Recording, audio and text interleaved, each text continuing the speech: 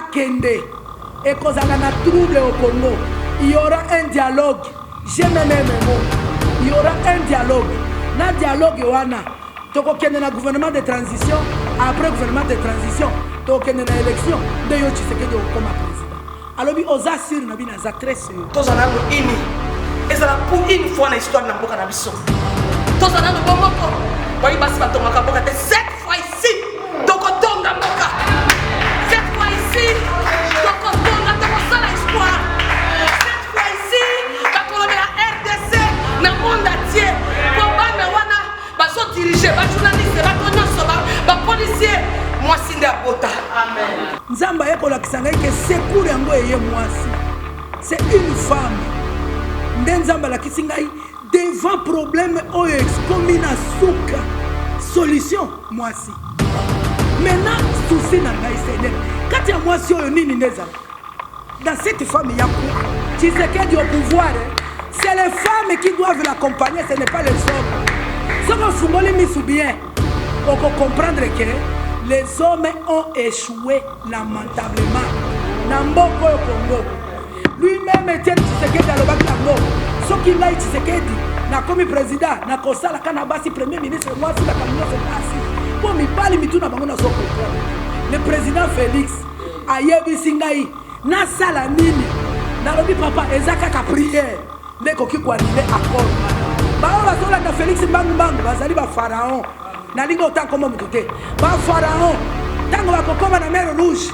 Bako sinda konzeleza ya bangote.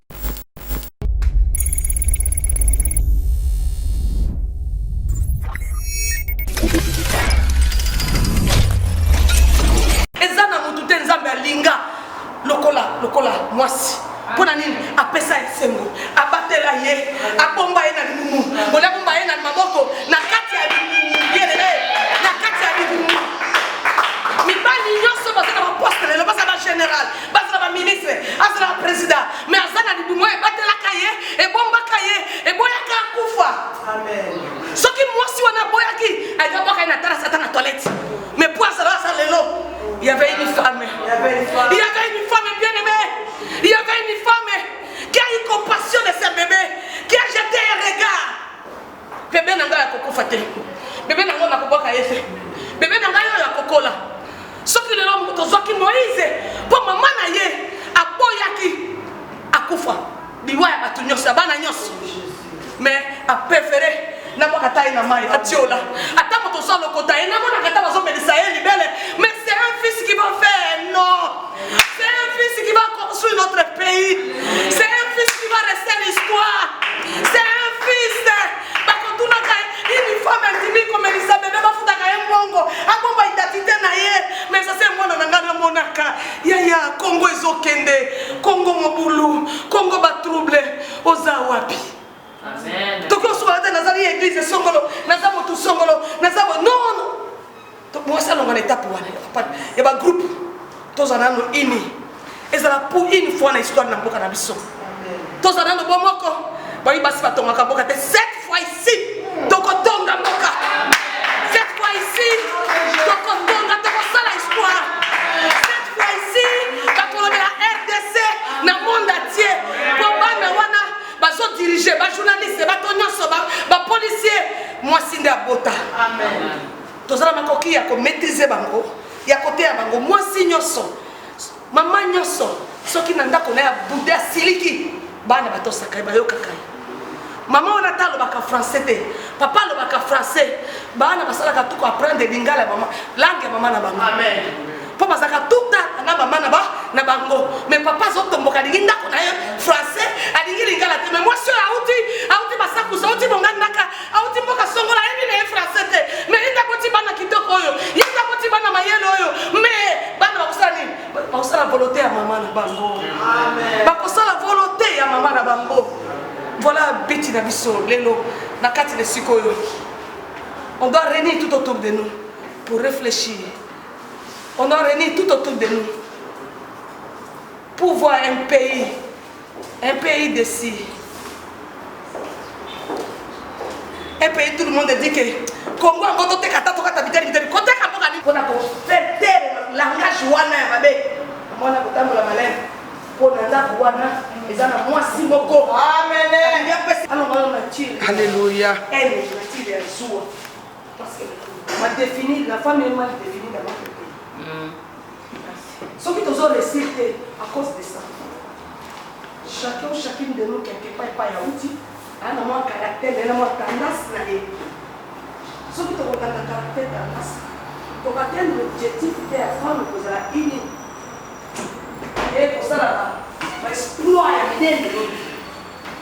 C'est dit, mais ce qui te regarde, la Bible dit, il est clair du roi dans la main du Seigneur. Il est clair de partout là où il fait.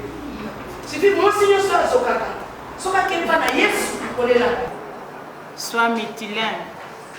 C'est-à-dire, tout le monde doit se sentir à l'aise. Au lingolo bana lingala loba moto ya ebi lingala te, il y a des interprètes ba ko interpréter au lingolo ba swahili soki na swahili ndoko se sentir à l'aise pour exprimer oyo zanango loba bato ba ebi swahili bien pe ba ebi lingala kitoko ba ko expliquer biso po bato ba ebi chiluba memement. Donc moto nyonso a se sentir à l'aise et loko moko na ko senga na biso mibali balobaka ke no basi batongaka mboka te.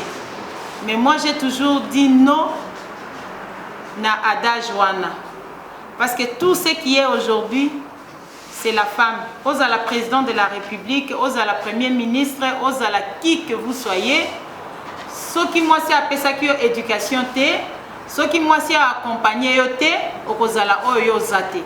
Moi je suis très convaincue, il y a force et à moi si. C'est pourquoi j'ai toujours débattu dans le bateau que non, la femme c'est un sexe faible. Non, moi c'est un sexe faible.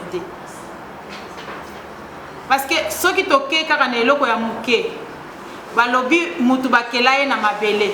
Soko tangi Genèse de 18, nazalaki na kayo la tante tenga na la tante. Soko tuninga na kene réfugié ndenge nini, okomitu na ezali histoire mususu tokozongela ngo un jour. Je me suis retrouvé réfugié Nabana Nanga 6, tout simplement parce que j'ai été victime de violence femme faite à une autre femme.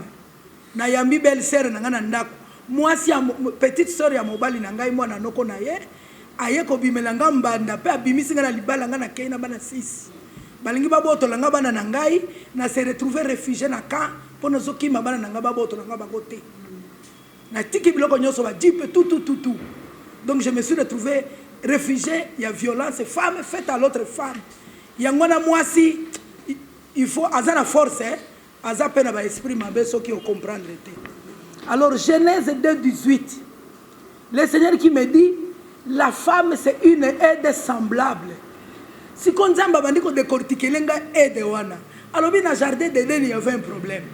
Il y a une satisfaction. Mobali, tout ça, pouvoir, on lui a donné tout. Mais la Bible nous dit qu'il n'a pas été satisfait.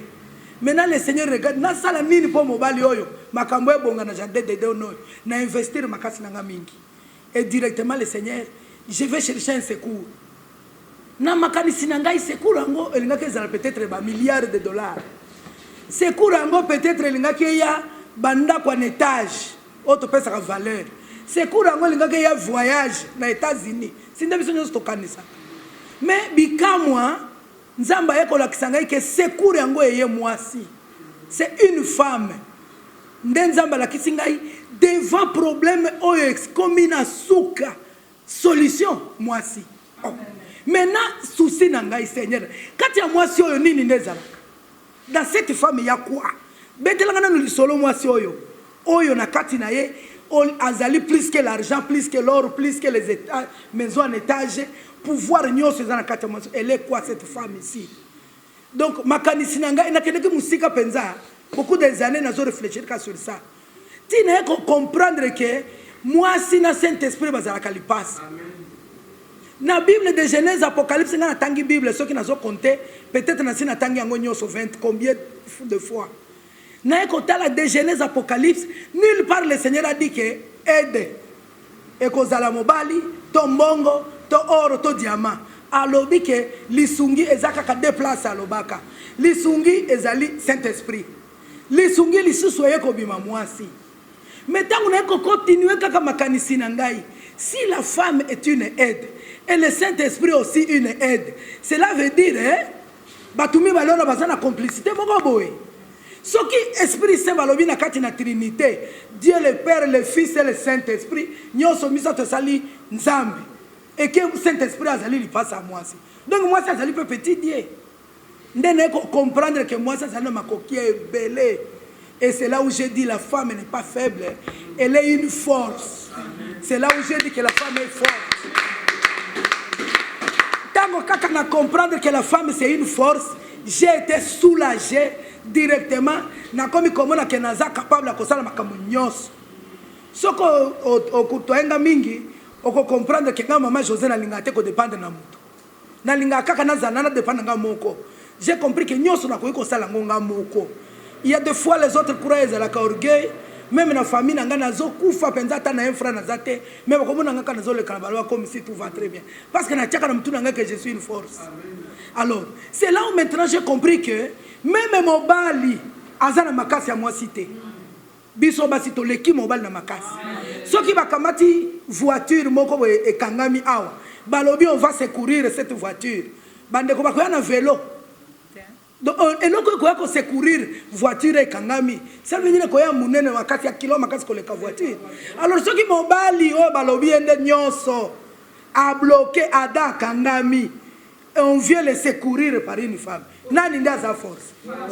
Alors ngai wana nde lolendo na ngai e banelaka. J'ai dit la femme c'est une femme forte. Elle peut tout faire. Mais comme j'étais victime, il y a violence femme faite à l'autre femme. Belle-sœur n'a propre. Hein? Donc, moi, il y a oncle à Mobali Nangaï. Hein? Une fille était à quartier. Il y a Bimisinga na Libala. Na boti ma passe 2 fois. Hein? Balobi moi, n'a tinda ko fani na Libala. Maman n'a kende ki na mutu kana utaki classe. Il y a une amie ici, maman Ospi, maman Ayebi Ospi. Nda azalaka directrice abana na ngana école, azaki na école. Ndenge na kende ko zomana na ngana école na ye, na mutu kana nyonso ndenge na tika wana na zonga na ndako wana te biloko nyonso etikalaka. Maintenant comme j'étais victime de violence femme faite à la femme, j'ai maintenant commencé à étudier kaka moi si oyo, aza une force, elle est aussi autre chose. Comment moi si na jardin d'Éden abimaki solution ya insatisfaction ya mibali ya biloko nyonso. Moi, si je peux dire la petite correction dans Nzambe. Nzamba lobi na silisi ko créer, mais moi ça lobi rien dans nos silicités. Il faut d'abord une force. Mais cette même femme là, quelques minutes après qu'on passe sengo comme on a Eve, aye ko kende sisusu na jardin d'Éden kaka wana, abeti kope na Satan, aye ko bima démon bala moko ba bengani na mokili. C'est là où le Seigneur m'a enseigné que la femme est une force, mais elle a aussi des démons.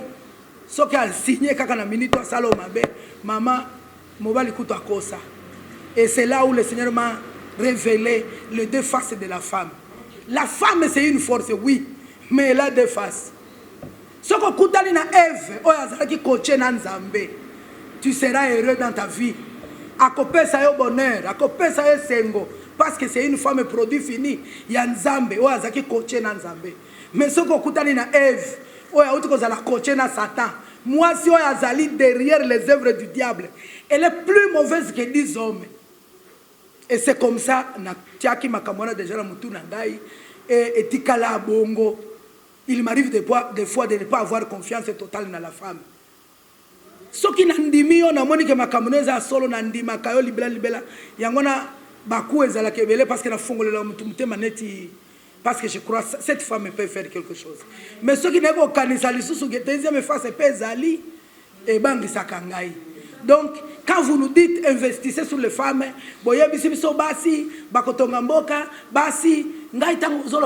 ici je suis en train de me poser la question. Elle est de quelle face cette femme-là que vous allez koloba? Donc nous sommes ici toutes les femmes, mais nous avons des faces. Ah, on a 4 na biso ne tozali na ba cameraman bazo filmer biso. Bino pe bomi tu na kape basi na bino bazali de quelle face? Baleki na bino basi bazali de quelle face? Maman na yo azali de quelle face? Collègue no moi si. Parce que jour okokuta na moi si deuxième femme, okotia maboko na mutu.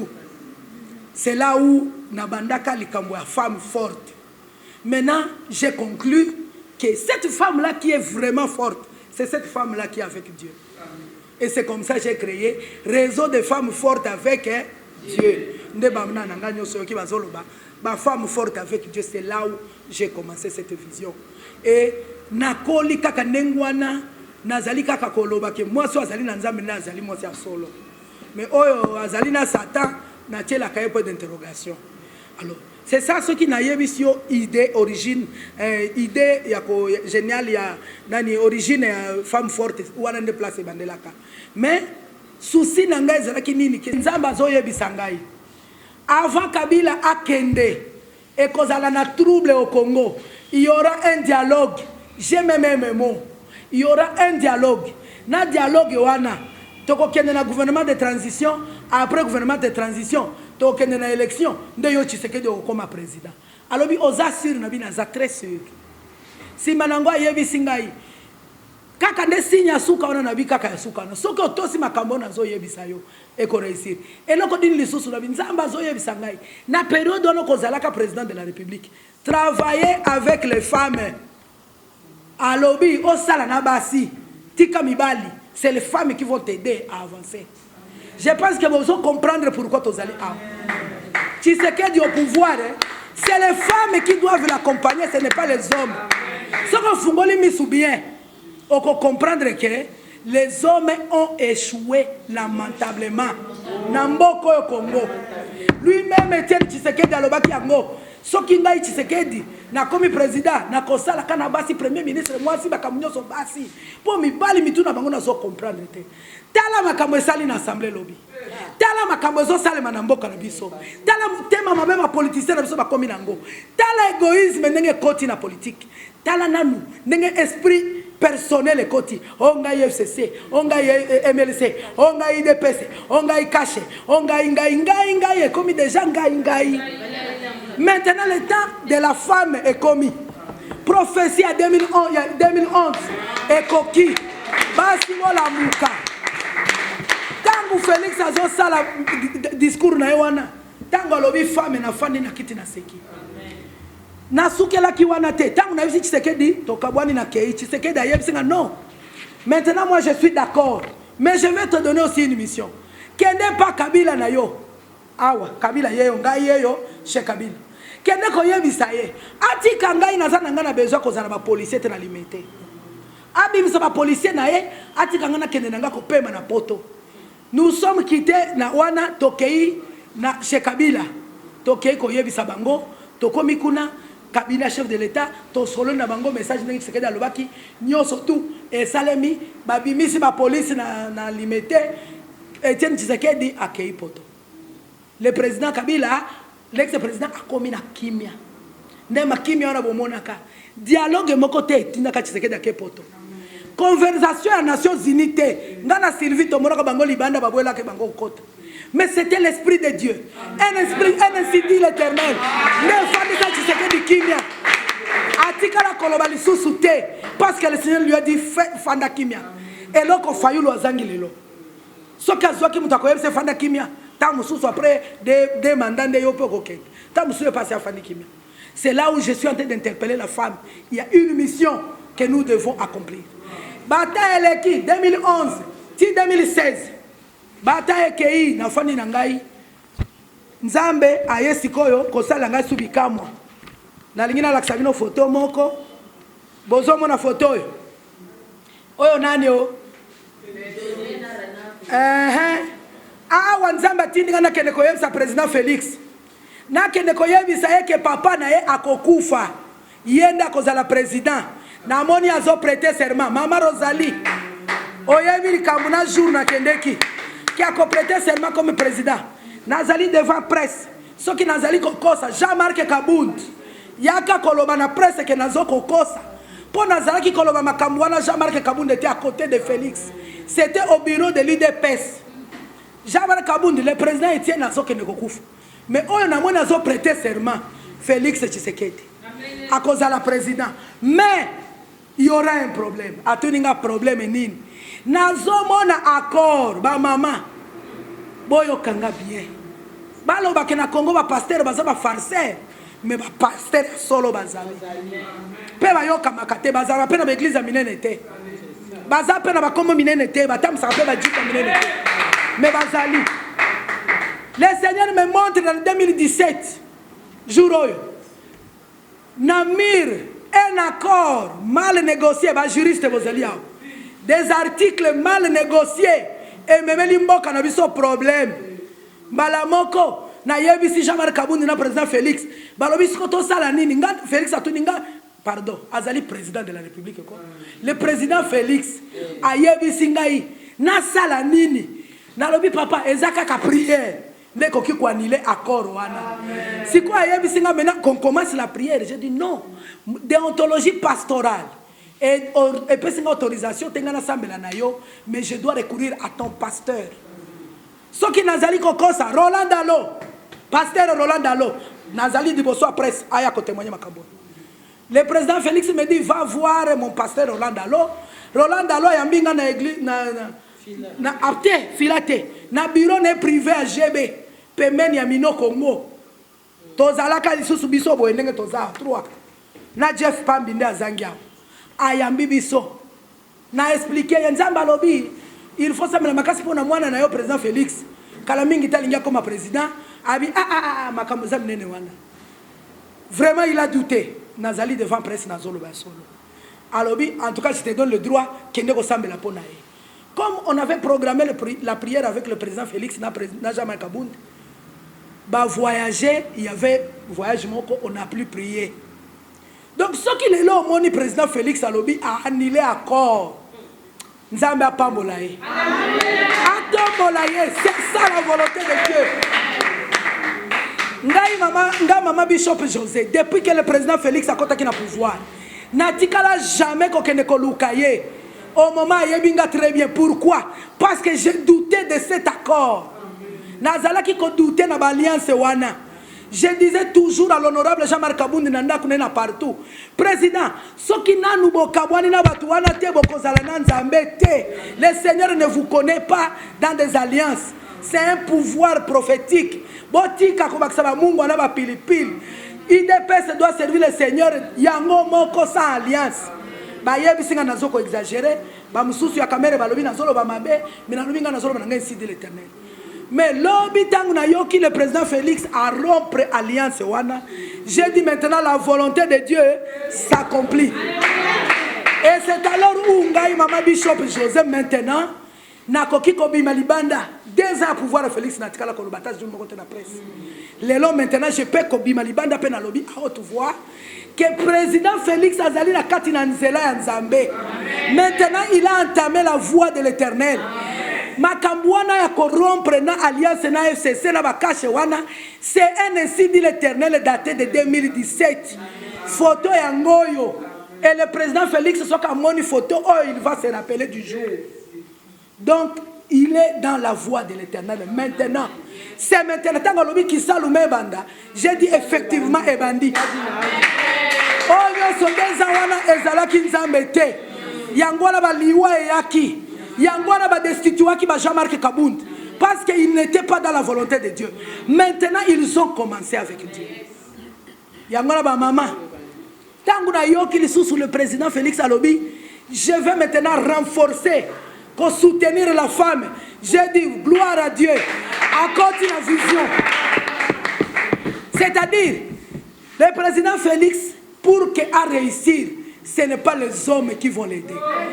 Ba parti politique minene wana nyose ezali ko soutenir ye bazwa basi bazana kati ya ba parti na bango wana batinde la président Félix asala na bango les hommes ba kosunga ye lisusu te. Je suis désolé de dire ça. Il y a quelque chose que le Seigneur est en train de préparer. La femme nzamba bandiko préparer au malembe pour que Bosunga, le président Félix, hein, parce qu'après le président Félix, c'est une femme qui dirigera ce pays.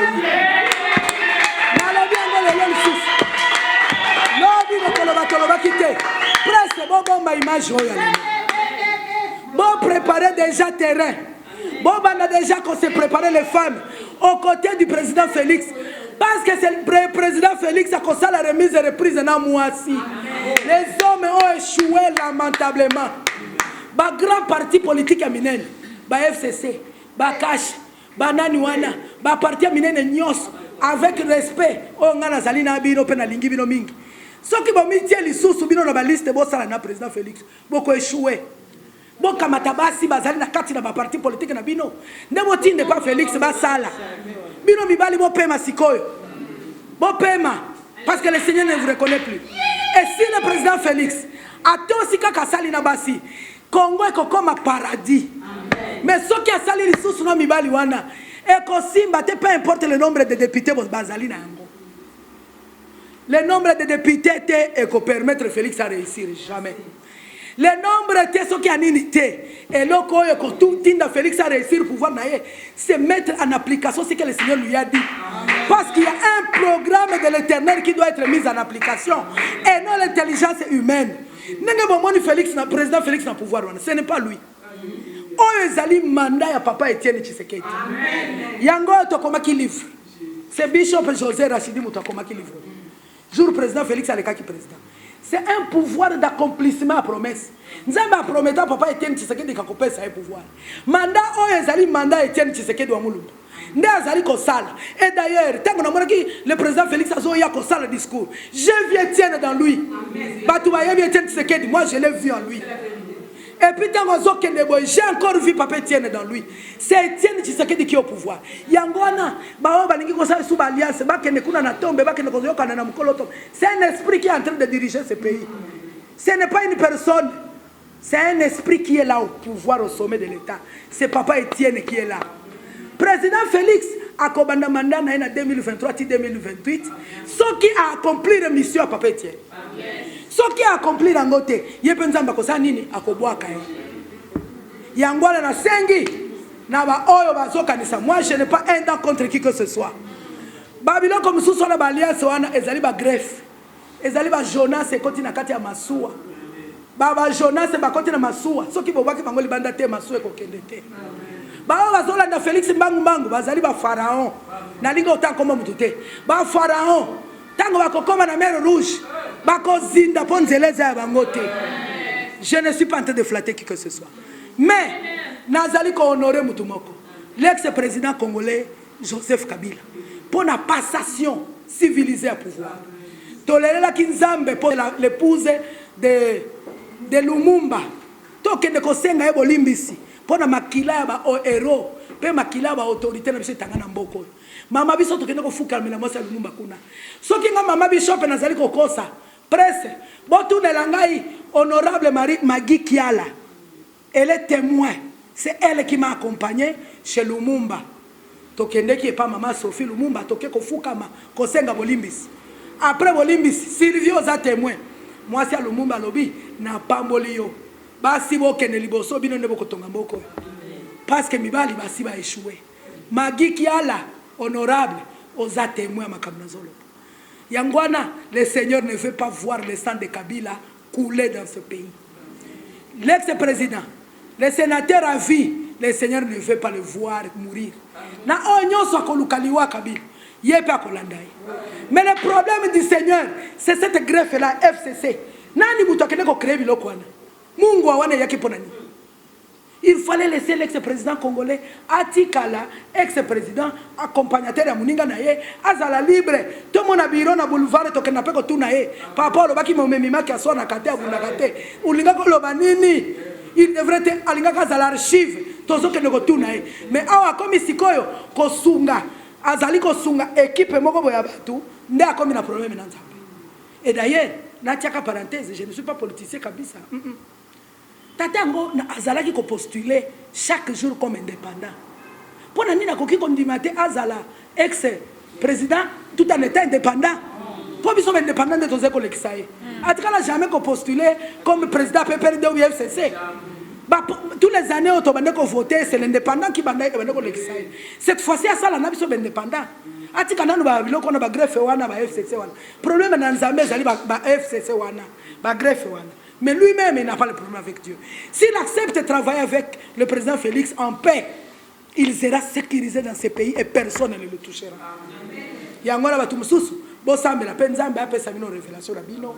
soki bako yokana soki bako sa nini nzambe a révélé bino comment est-ce que nous femmes nous allons nous comporter pour ezala ex-président congolais Joseph Kabila auti na libuma banani ezala président Etienne Tshisekedi wa Mulumba oyo akufa autaki na libuma banani ezala président na biso Félix Antoine Tshisekedi auti na libuma banani province na biso Sud Kivu lobaka mushi soka yo azawa balobaka chibi chabeni mabe ayo tokomema bango wapi bango nyoso libumu na biso yango na basi totelema vraie réconciliation RDC ezali na maboko basi vrai paix ya mboko oyo ezali na maboko basi mibalité bango point final c'est comme déjà bakoma ba conseil na biso voilà en bref pourquoi ozomona ngai lelo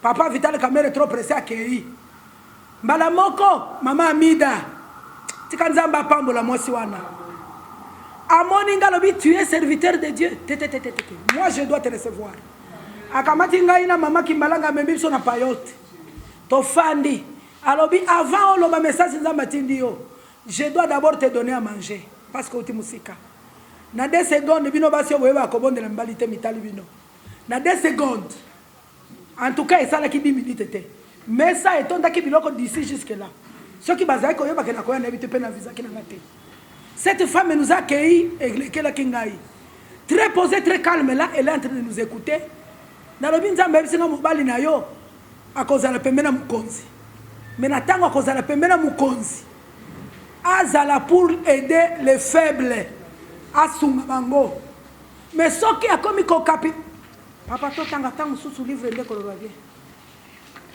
hein soki akomi ko le message un mauvais collaborateur du chef il peut le détruire mais un bon peut le sauver à l'exemple d'Aman soki akomi deti Aman ko nyokola batu o bazali pembeni na ye akozala akokende kanzela ya Aman wana mais yo mama Amida motema na yo na moni ezali kolela nzamba yebise ngoze Esther kolela na zolela na motema wana est-ce que tango kozala na pouvoir likolo okoyeba kolobaka na lito ya mukonzi pour que ayokela batu mawa soki okozouer role wana okosauver mobali na ona problème sima nango nzamba azali kolakisanga na motema na ozana eloko moko lelaka des années alors bien effectivement moi je veux être une femme une épouse oba finga ka ngai na lingango te directement je lui ai dit mets-toi debout kaka fufu na lena ndako na yo à partir de lelo